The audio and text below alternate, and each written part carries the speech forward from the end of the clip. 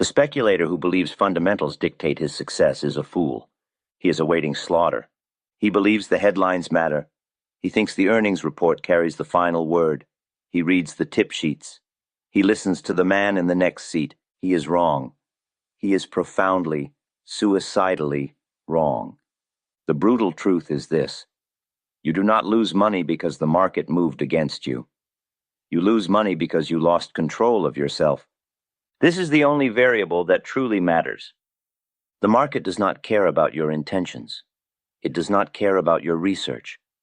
It does not punish the wicked or reward the virtuous. It simply exists. The greatest variable in every single transaction you execute is not the stock price. It is the 6 inches between your ears.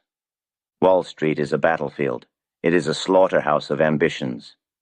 The enemy that will claim your capital, that will reduce your account to dust and ashes, is your own undisciplined mind. It is your greed. It is your fear. It is your monumental, unbearable ego. I have seen men with brilliant minds ruined because they had no rudder. They possessed all the knowledge but zero self-control. They could read the tape perfectly, but they could not control their hands. We are not here to discuss charts. We are not here to discuss volume or balance sheets. We are here to dissect the absolute ironclad rules of self-mastery. These rules separate the disciplined few, the professionals, from the emotional, impulsive masses, the perpetual suckers. If you fail to internalize these rules, your destiny is set. You will pay the tuition. You will fund the accounts of the men who possess greater command over their own psychology than you do. The market will take everything you have allowed it to take. Listen closely. This is the price of admission.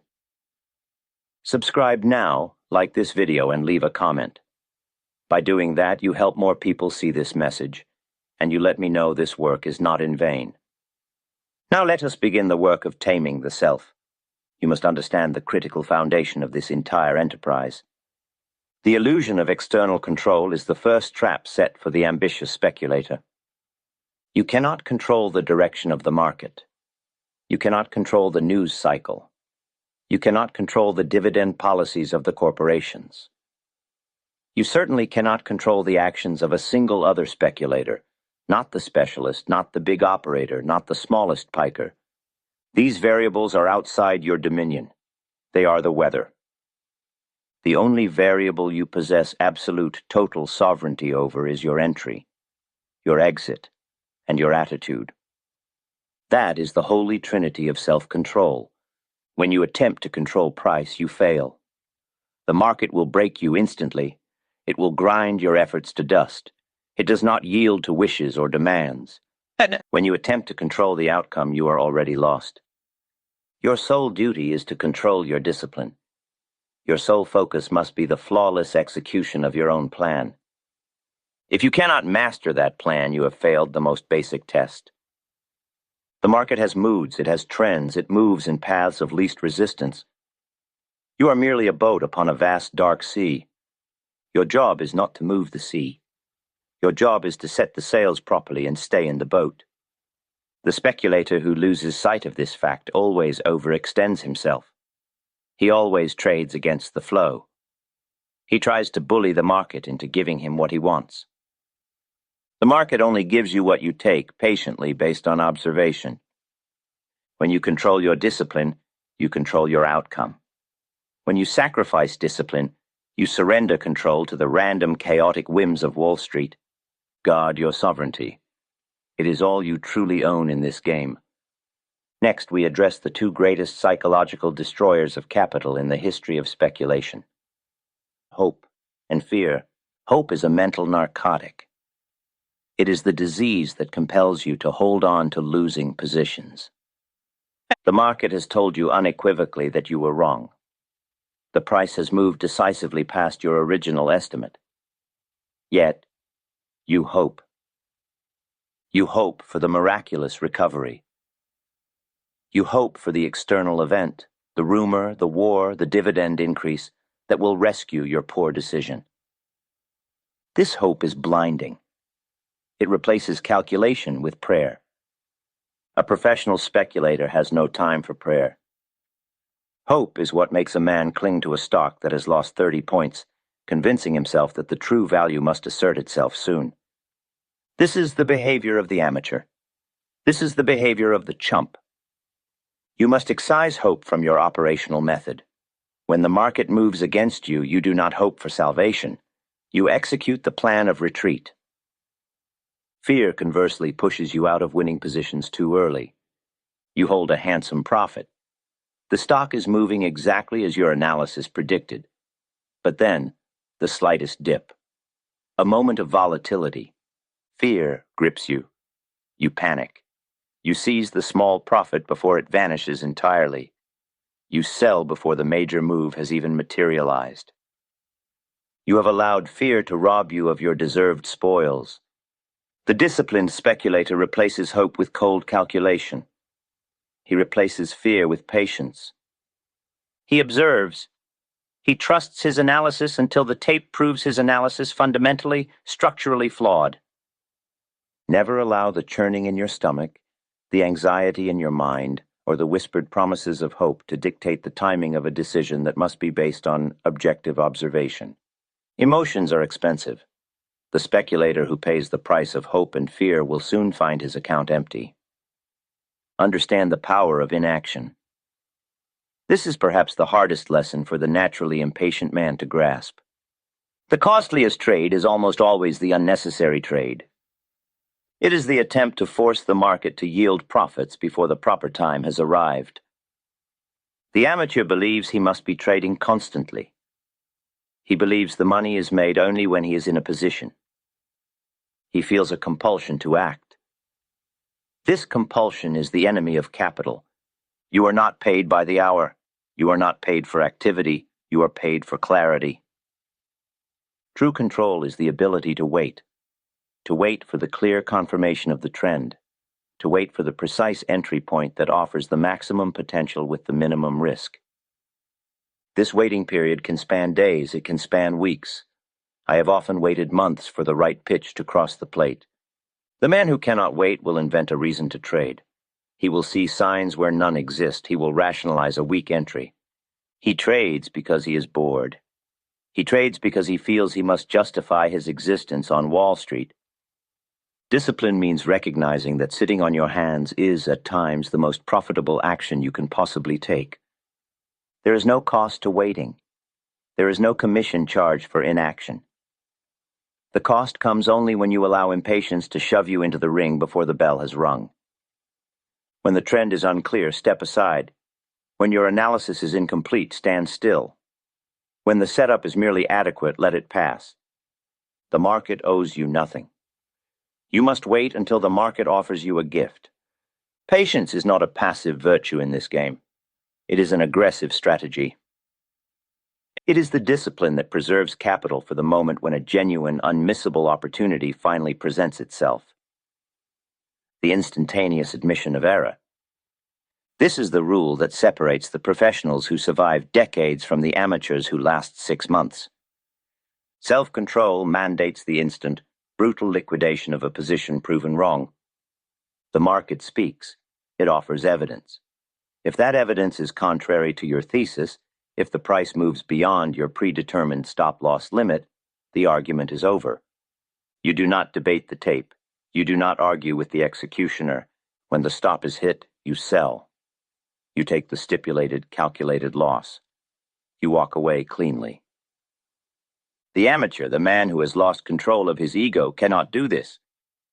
He says it is only a temporary setback.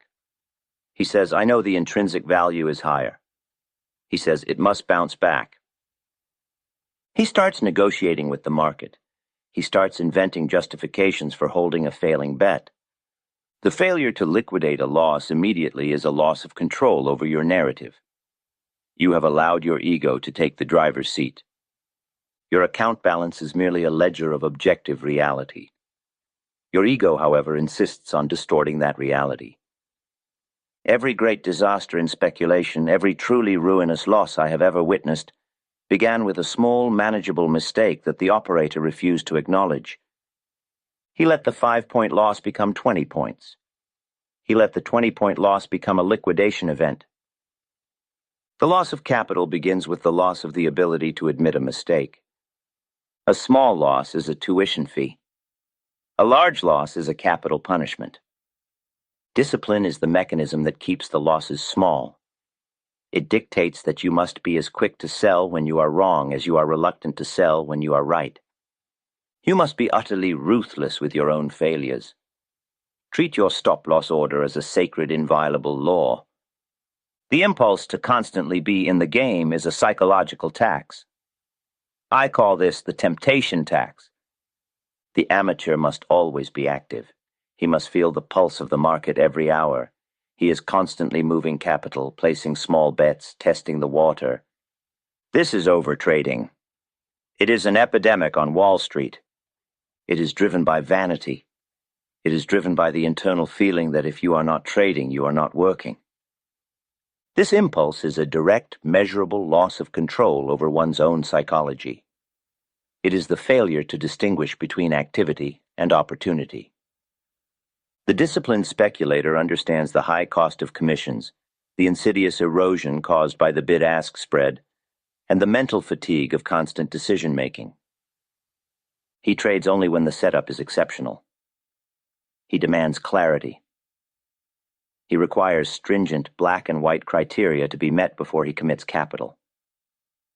The impulse to trade out of boredom or out of the necessity to feel relevant is capital poured down the drain. These small, erratic losses accumulate. They nibble at your account. They damage your confidence.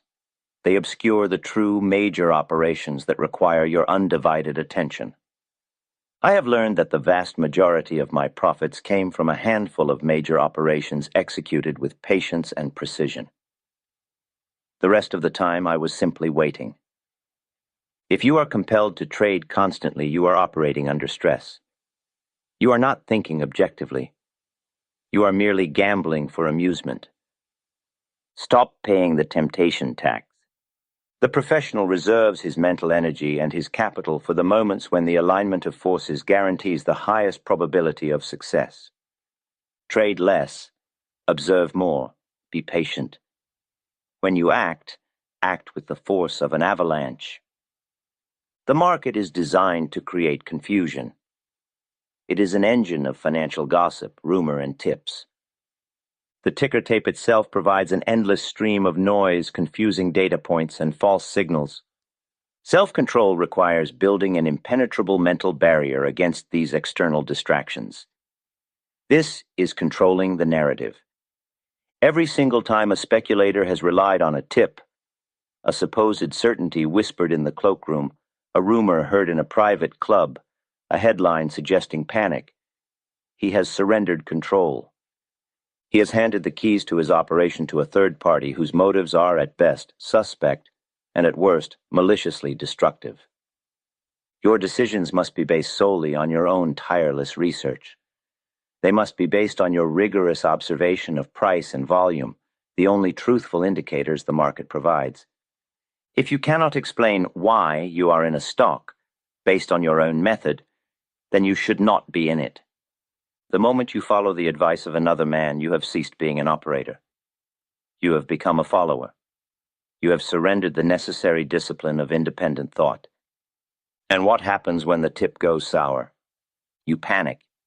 You have no deep-seated conviction to rely upon. You cannot analyze the reversal because the analysis was never yours to begin with. You are simply adrift in a borrowed boat. Develop your own method. Trust your own eyes. Guard the sanctity of your own conclusions. The market tries to lure you with the promise of easy knowledge. It suggests that a quick rumor will suffice. This is a lie. The only thing that matters is the price action you observe. Filter out the noise. Silence the gossip. Your capital is a reflection of your mental solitude and independence. When you follow a tip, you surrender both. This is a failure of self-respect and therefore a failure of self-control. Now we address the most egregious psychological trap of all. Averaging down. Averaging down in a losing position is the ultimate act of self-deception. It is doubling down on the hope that you were right, despite the market having proved you fundamentally, immediately, and structurally wrong. The stock you bought at 50 is now at 40. You tell yourself it is cheaper now, a better value. So you buy more, bringing your average cost down. You have not improved your position. You have merely compounded your mistake. You have taken a small error and turned it into a large, consuming liability. This move is never driven by cold analysis. It is driven by raw, wounded ego. The speculator cannot bear the pain of being wrong. So he attempts to validate his original decision by committing more capital to its defense. He attempts to buy his way out of a psychological bind. Control requires clarity. If a stock is cheap enough for you to double your stake at 40, it should have been cheap enough for a full stake at 55. Your original calculation must have been wrong. And if your original calculation was wrong, why are you increasing your exposure? The disciplined operator cuts the loss immediately at 50. He reevaluates. He recognizes his error. He preserves the capital that would have been committed to averaging down, saving it for the next, better opportunity. Averaging down is the emotional defense mechanism of the amateur who refuses to admit he bought too soon, or that his initial premise was false. It is the act of gambling more just to recover the money you already lost, rather than calculating the future prospects objectively. If you are determined to hold a stock that moves against you, you must accept the loss. If you wish to enter again, you must treat it as a brand new operation. But do not, under any circumstances, allow the ego to push you into pouring good money after bad, simply to reduce the pain of the paper loss. This is the fastest path to ruin. It forfeits discipline entirely. We speak much of genius on Wall Street, of men with unmatched mathematical minds, of those who can recite decades of earnings data. But I tell you, discipline is the superior form of genius. The speculator who possesses average intelligence but ironclad, unyielding discipline will always outperform the genius who is emotionally erratic. Always. Genius often leads to arrogance. Arrogance leads to reckless deviations from method. The genius believes he is smarter than the market. He believes his insight is so profound that he can skip the necessary rules of risk management. He pushes his luck. He overleverages, he takes shortcuts, and when the market inevitably humbles him, he falls faster and further than the average man. Discipline ensures consistency. Consistency is the engine of compounding returns. It ensures that you apply the same proven method during times of euphoria and times of panic. It mandates that your risk management is not negotiable, that your stop loss is honored, regardless of how smart you think you are. The disciplined man makes small, consistent profits. He endures small, acceptable losses. He retains his mental capital. The genius, lacking discipline, might make one astronomical profit, but that triumph often sows the seeds of his eventual self-destruction. He believes the rules no longer apply to him. The true metric of self-control is not the size of your biggest win. It is the unwavering, mechanical, ruthless consistency of your method. The market rewards methodical adherence. It punishes impulsive brilliance. Be the disciplined man. The consistency of your execution is the only true genius you need on Wall Street. A successful speculative operation requires controlling the size of the stake relative to one's total capital. This is the principle of recognizing the limits of your position. Over-leveraging is not a function of financial strategy. It is, fundamentally, a failure of control. When you risk too much capital on a single position, you fundamentally alter your relationship with that trade. You cease to be an objective analyst. You become a fearful participant. Over-leveraging shifts the speculator's focus from deep analysis to mere survival. The moment you commit so much capital that the minor daily volatility begins to affect your sleep, you have lost control of the operation. You become vulnerable to panic exits on minor dips. You can no longer afford to let the trade breathe. You are constantly looking over your shoulder. The market must never be allowed to make you panic. When you are over-leveraged, your thoughts are no longer objective. They are colored by desperation. You confuse noise for signal because every tiny movement has an outsized impact on your net worth. The disciplined man maintains mental freedom. He only risks an amount that permits him to think objectively, regardless of how the stock moves in the short term. He can withstand the fluctuations necessary for a major move to develop. The capital you commit must be treated as soldiers sent into battle. You must be prepared for some casualties. But you must never send your entire army into one skirmish. If you find yourself glued to the ticker, checking the price every 5 minutes, calculating every fractional gain or loss, you are overextended. You have given the market the power to control your mind.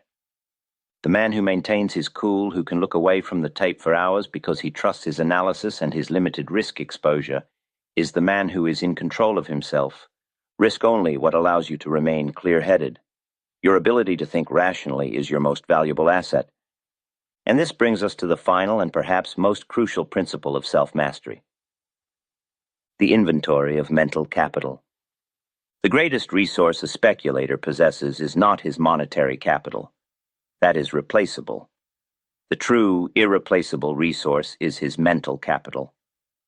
This is the clarity, the confidence, the capacity for objective, tireless thought.